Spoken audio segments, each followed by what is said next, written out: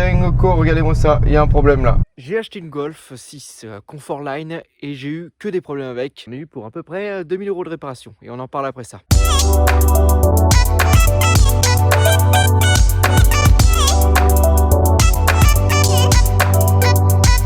Yo, toi mon glow, c'est Menez Drive, j'espère que tu vas bien derrière ton écran. Ça fait longtemps qu'on n'a pas fait de vidéo. Oui, bah en même temps, avec le confinement, on est quand même pas mal occupé, hein. Entre regarder les séries et manger, j'ai plus de temps de faire des vidéos. Sérieusement, aujourd'hui, on va tester la Golf 6 Comfortline avec un moteur 2 litres et 110 chevaux. Regardez-moi cette belle bête, elle est incroyable. Donc voici à quoi ressemble l'extérieur. Honnêtement, moi je suis fan. J'adore la calandre de cette Golf 6 avec le logo peint en noir. Alors ça, c'est d'origine. Ça a été, enfin, quand je l'ai acheté, elle était comme ça. Et l'ancien propriétaire m'a dit que c'est quand elle l'a acheté au garage, c'était une option, il pouvait mettre le logo de la marque en noir mat. Ensuite nous avons les feux, ce n'est pas des feux LED, hein, c'est des feux avec des ampoules.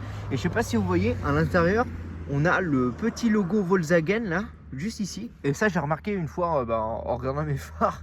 Ouais, j'étais en train de m'aveugler en regardant mes phares en plein jour. Et du coup j'ai remarqué qu'il y avait un petit logo Volkswagen à l'intérieur des feux de route ou des feux de croisement, je sais plus lequel c'est. Donc on a un feu de route, feu de croisement et on a aussi le clignot. Sur cette voiture, on a également le petit feu de brouillard avec une aération sur le dessous. Alors, on pouvait voir que ça prend toutes les crasses, hein. Surtout que la bagnole, je l'ai lavée il n'y a pas longtemps, les bas de caisse sont déjà dégueulasses. Donc on est sur une couleur noire pailletée. Enfin, je sais pas si vous le voyez. Faut vraiment regarder en profondeur. J'aime bien cette couleur, mais honnêtement, ça a plein d'inconvénients. C'est super salissant, ça prend vite les rayures. Oh putain, j'ai remarqué un truc là. Il y a une petite bosse là, regardez. J'ai remarqué. Il y avait une petite bosse ici, là, sur le haut, le haut du toit, là. Putain, j'ai dû me prendre un gravier, je pense. Je pense que j'ai dû me prendre un grêlon ou un gravier. De toute façon, ça arrive, hein. La voiture, elle est pas neuve. Les rétros, alors là, bon, il y a un petit pet là. Je l'ai acheté comme ça. Bon, moi, ça me dérange pas personnellement. Ça l'empêche pas de marcher, hein. C'est des rétros rabattables automatiquement. Enfin, des rétros électriques rabattables. Donc, un truc qui est bien, c'est que on verra sur l'autre rétro qui est en bon état. Donc, il y a un clignotant juste ici, des LED pour le clignotant. Avec une petite LED, bon là elle n'y est plus parce qu'elle est cassée, mais je te montrerai sur l'autre rétro. On a également des jantes alu super propres, regardez-moi ça, mais c'est propre ça, putain. L'inconvénient de ces jantes alu, c'est que en fait ils ont gravillonné ma route, les graviers sont rentrés dans la garniture de frein, du coup ça fait que ça faisait un petit bruit, ça faisait... J'ai démonté la roue. J'ai passé un coup de soufflette dedans, ça faisait toujours la même chose, même si ça enlevait quand même pas mal de gravier. Les jantes alu, avec le logo Volkswagen juste ici, avec 5 écrous. Alors je peux vous dire que c'est un bordel à mettre. Si vous mettez vos pneus neige ou vos pneus été, moi je pense qu'il y en a 5, c'est parce que la voiture est, on va dire, puissante, ou je sais pas si c'est vraiment ça, mais 5, quand t'en as 4, en fait, t'as des écrous pour caler la roue. Alors que là, qu'il n'y en a pas. Du coup, si t'es tout seul, c'est la galère. Donc, bon, après, rien d'exceptionnel, hein. On a des poignées basiques, hein, comme toutes les bagnoles. Alors, un truc qui est bien, c'est que on sent que c'est du Volkswagen. On sent que c'est de la qualité allemande parce que, vous voyez, l'ouverture et la fermeture des portes, ça fait pas bas de gamme, quoi. Regardez. Contrairement à des Dacia Duster. Voilà, où voilà, franchement ça résonne dans tout l'habitacle. On a une trappe à essence, alors pour l'ouvrir c'est très simple, il suffit d'appuyer comme ça, et hop. Et après par contre, je crois que... Ouais, ça s'ouvre comme ça en fait. Bon, ça c'est quand même... Alors ça je crois qu'en fait... Là vous êtes en train de vous dire, mais ouais, tu peux te faire siphonner ton essence, mec, la pas de clé. Bah non, parce que ça en fait, quand tu vas fermer la voiture à clé, on va essayer maintenant, attends. Parce que j'ai les clés sur moi, alors c'est pas ça, attends, putain. La trappe de clé, elle est où? Voilà, je ferme la voiture à clé et normalement, ça ne peut pas s'ouvrir, regardez. Donc ça, c'est plutôt pratique parce que honnêtement, me faire chier à ouvrir la trappe à essence avec la clé, moi, c'est ce qui m'arrive avec l'Alpha et des fois, genre, ça marche pas très bien, je perds du temps. Alors que là, en fait, si la voiture est fermée à clé, tu peux pas ouvrir la trappe à essence. Donc ça, c'est plutôt pratique. Un autre point que j'ai noté sur la peinture, là, regardez, les traces de mimine, là. Ça part pas. J'ai mis un produit, j'ai essayé de mettre du polish. J'ai essayé de policher, ça n'a pas parti. Je suis allé voir un carrossier, il m'a dit que ça c'était mort. En fait, le vernis est attaqué. Alors, je vous explique l'anecdote. J'avais acheté la bagnole à un trou du cul. Je vous expliquerai pourquoi, parce que j'ai eu plein de problèmes avec la bagnole. Et en fait, son gamin, avant que j'achète la voiture, je le vois, il met sa main sur la bagnole. Et surtout que leur gamin, il mange du saucisson, de la charcuterie. Du coup, il a les mains grasses, quoi. Et je me dis, oh, c'est pas grave, je lui laverai.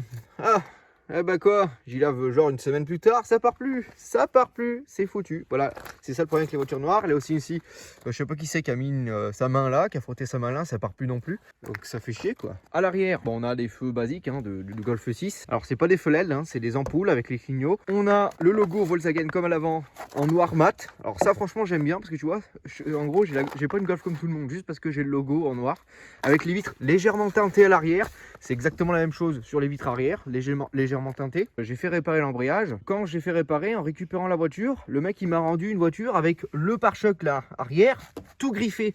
J'ai dû aller chez Volkswagen chercher une bombe de peinture de la même couleur que celle-ci et du coup j'ai passé un coup de bombe.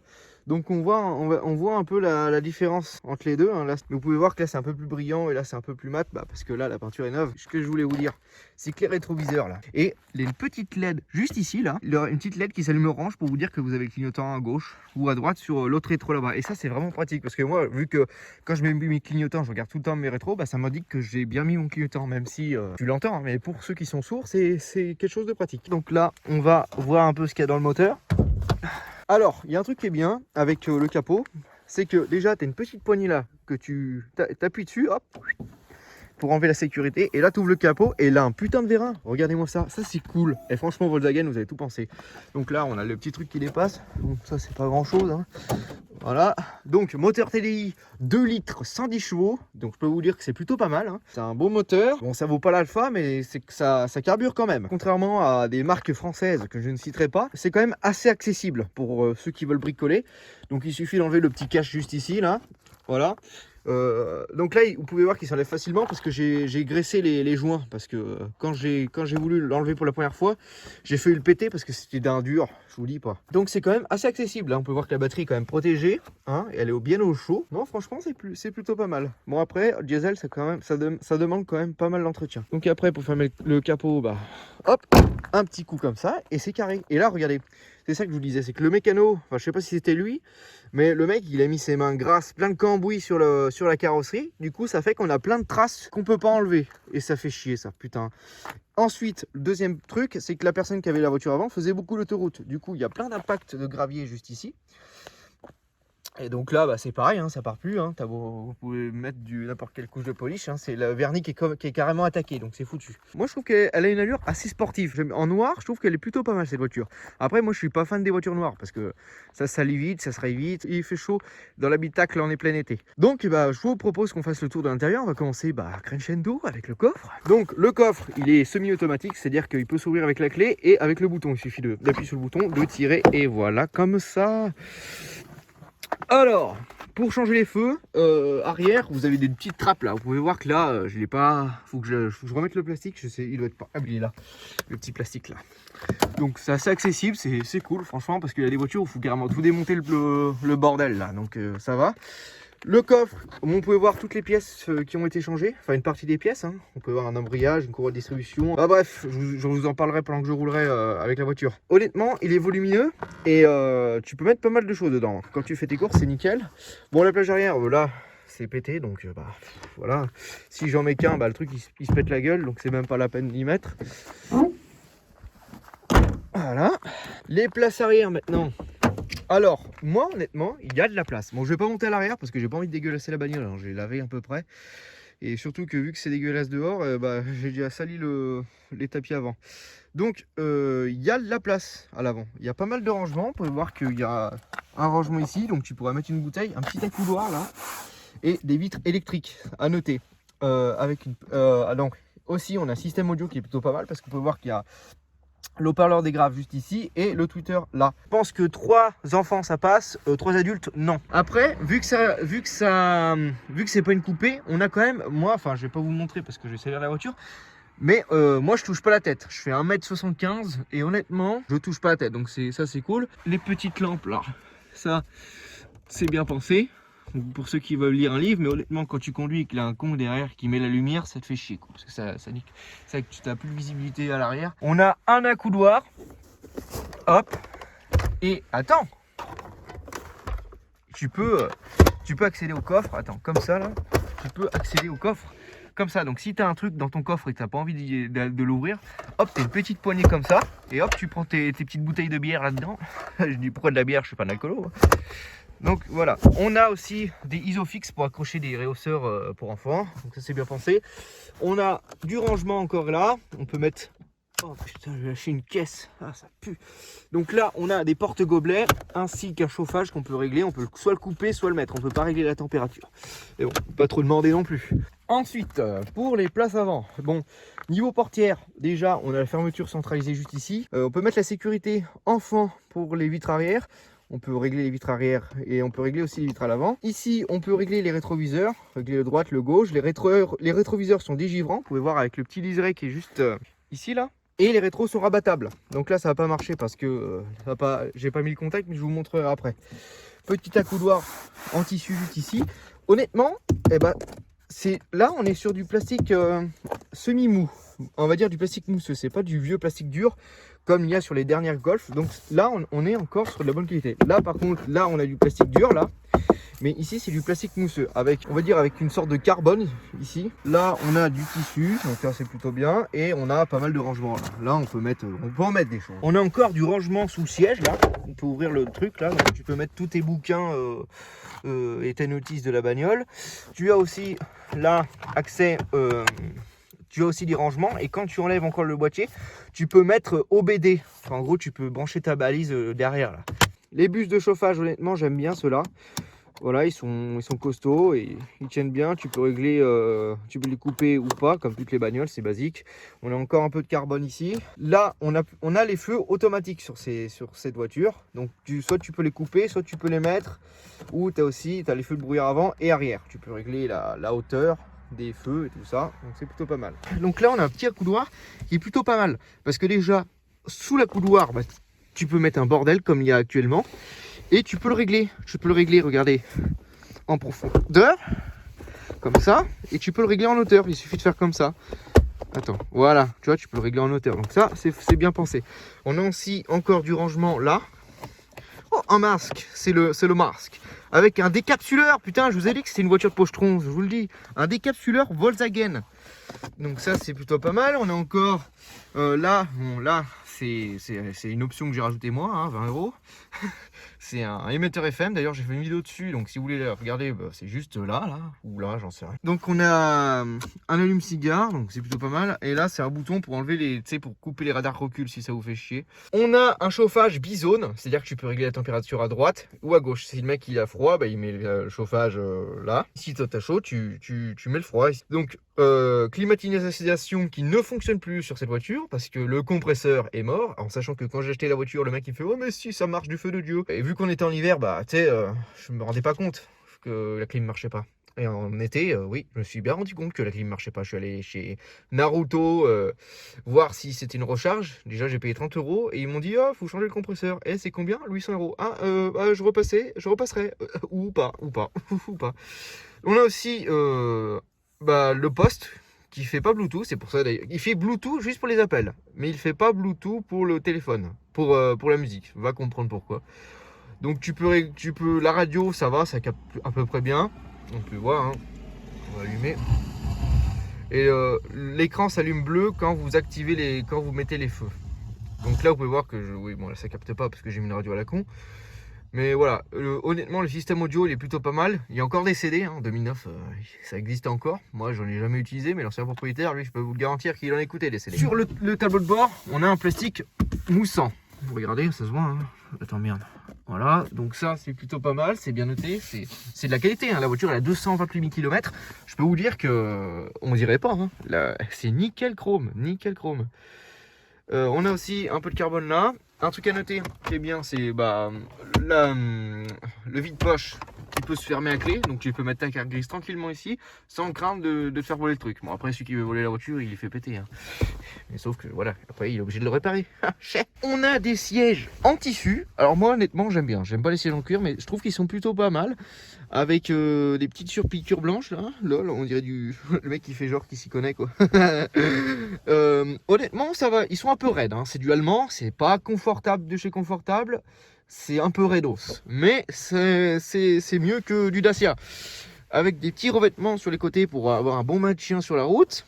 Ils sont pas trop accentués, mais bon, ils sont là quand même. Ensuite, nous avons un rétroviseur qui se teinte automatiquement. Et salut, c'est moi. Avec, en gros, il détecte les usagers derrière qui mettent les pleins phares, hop, il va se teinter un petit peu, donc ça c'est bien. Avec un capteur juste derrière, je sais pas si tu vois, pour les essuie-glaces, parce que les essuie-glaces sont automatiques.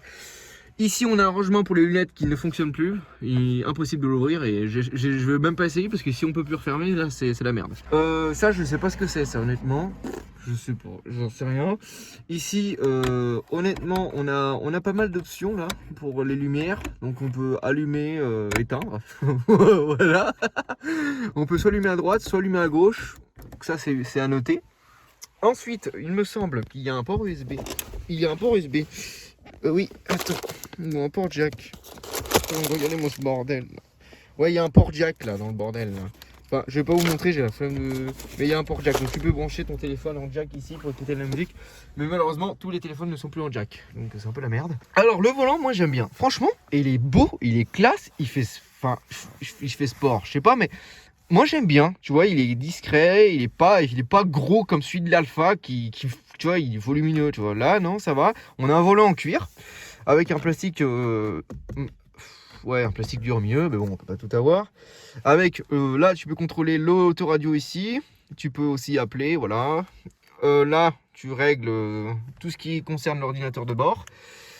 Et là, derrière, tu as le limitateur et le régulateur de vitesse. Juste ici, et ça marche, ça fait aussi clignotant. Enfin, en gros, ça a plusieurs fonctions, quoi.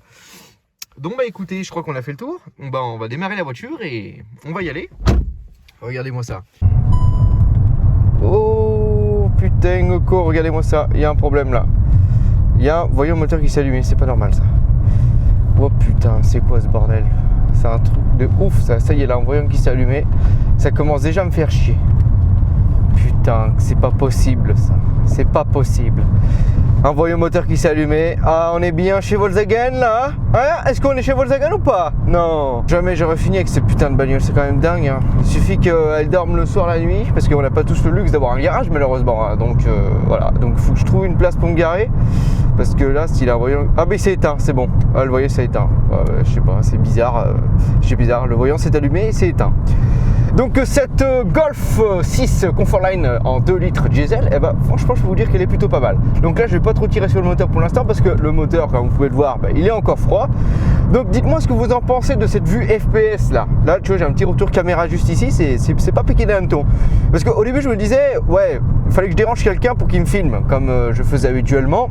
Donc j'avais pas envie de me faire chier quelqu'un tout simplement parce que bah voilà quoi, la personne il a peut-être pas que ça à foutre de filmer un Dirty Lama. Alors qu'est-ce que je fais? Je fais n'importe quoi. Tu sais, quand moi je suis un vrai un homme, je peux pas faire deux choses à la fois. Il suffit que je fasse une vidéo pour que je fasse n'importe quoi au volant.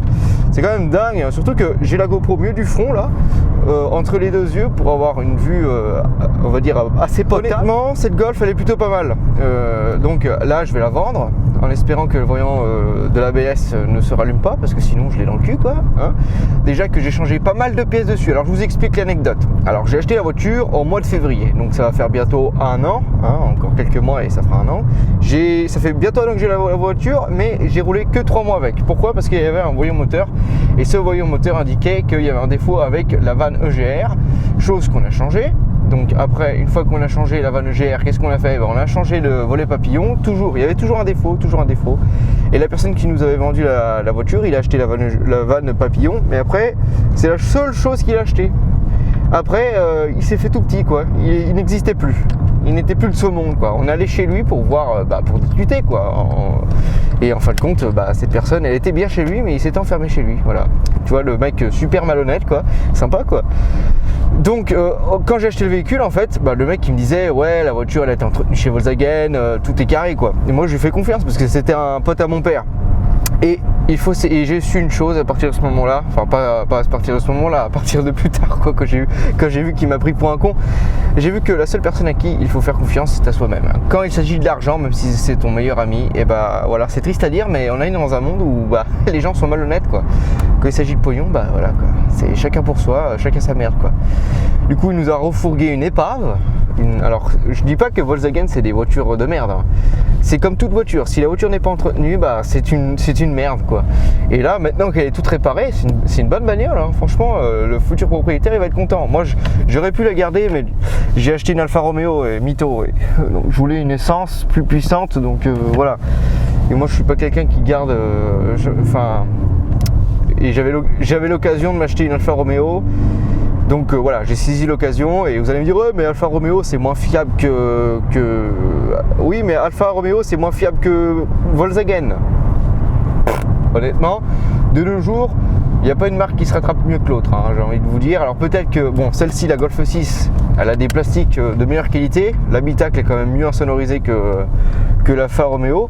Mais par contre, niveau moteur et tout ça, et niveau tenue de route, l'Alfa Romeo, elle est bien mieux, quoi. Honnêtement, je trouve qu'elle se débrouille pas mal. Bon, après, c'est pas fait pour ça, hein, parce que c'est une diesel. La voiture, on va dire que... Vous pouvez voir que quand tu es à 70, bah, tu es en 3e encore, alors qu'avec l'Alfa Romeo, bah, je suis en 4e. Donc je ne sais pas si on appelle ça comme ça, on va dire qu'elle a du couple.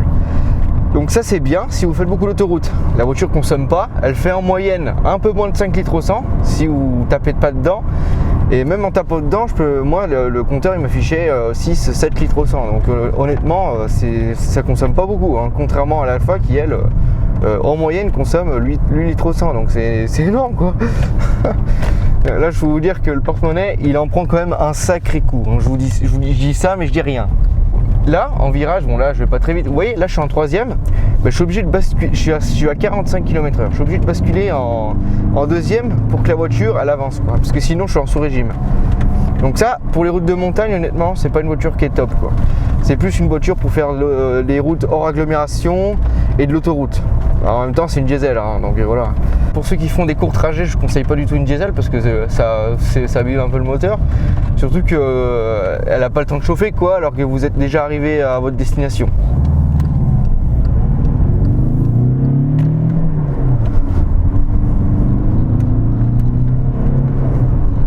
Niveau insonorisation, on est quand même bon. Il y a un truc qui est bien avec cette voiture, c'est qu'on a l'impression de rouler doucement. Parce qu'on ressent pas trop la route, et ça c'est dû en fait aux suspensions qui sont plutôt pas mal. Même si sur cette voiture il commence un peu à fatiguer, hein. Faut dire que la voiture elle a quand même 225 000 km. Et je ne crois pas que les suspensions ont été changées. Niveau passage de vitesse, ça passe plutôt bien, même si ça passait un peu mieux avec le volant bimasse. Mais bon, le volant bimasse c'est bien plus fragile qu'un embrayage classique, et surtout que là il fallait changer, qu'un volant bimasse c'est beaucoup plus cher. Quand moi je suis pas Crésus, j'allais pas mettre plus de 500 € sur un embrayage. Surtout que là, le mien ça va, j'ai payé 400 €. Bon, 400 € c'est quand même cher. 400 € et après fallait rajouter la main d'œuvre derrière, donc je vous dis pas le prix. Donc là regardez, ça tient bien la route, et vous pouvez voir là à 3000 tours, là ça avance. Regardez, là je vais prendre le virage, bon je vais pas trop faire le con non plus parce que j'ai pas envie de niquer les pneus que je viens de changer, mais regardez, putain ça tient bien la route, hein. Ça tanque pas comme un Dacia Duster. Bon, en même temps, le moteur, enfin la voiture elle est basse, donc c'est pour ça qu'elle a quand même une bonne tenue de route. Donc là maintenant on va tester les freins, on va voir ce que ça donne. Donc il n'y a personne derrière. Attends, on va faire ça parce que si les mecs devant ils me voient freiner comme un con, ils vont dire mais putain mais celui-là il est taré ou quoi. Ouais, je suis taré. Donc là j'ai freiné. Ah, il y a des bons freins. Et là on va faire un 0 à 100, vous êtes prêts? Go!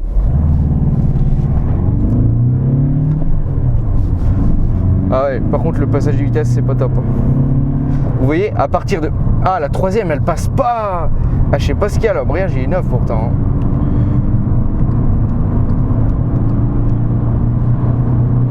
Ah, je sais pas, j'ai eu du mal à passer la 3e vitesse, hein. Je sais pas ce qu'il y a eu, mais pourtant l'embrayage est neuf. Je sais pas pourquoi. Vous voyez, au-delà de 3000 tours par minute, au-delà de 3000 tours, ça avance plus quoi. Enfin, en gros, il n'y a plus d'accélération.